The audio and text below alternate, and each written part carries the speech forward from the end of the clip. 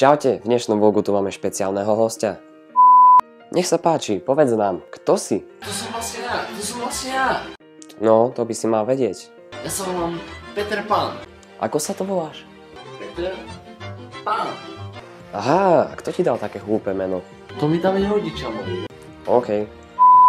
Keď už vieme, ako sa voláš, nechceš pozdraviť kamarátov z väzenia? Čaute!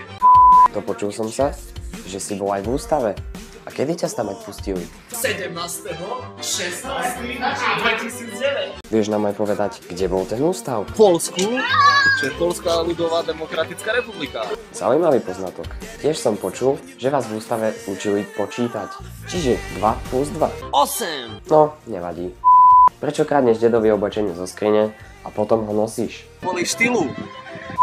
Tiež by som sa ťa chcel opýtať, čo robíš vo voľnom čase? Som veľmi uznávaný DJ. Wow, tak to je super. Vieš nám aj ukázať nejakú tvoju tvorbu?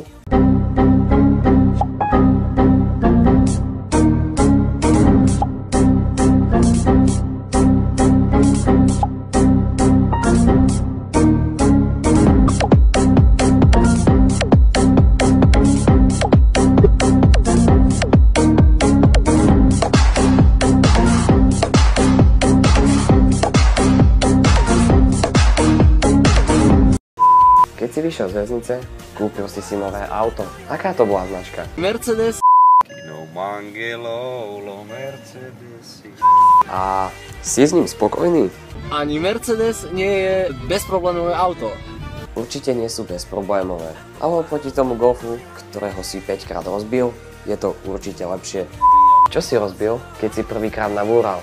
Všetko. Prečo si vlastne nabúral? Kvôli štýlu. A na záver by si nám mohol ukázať svojich spoluväzňov.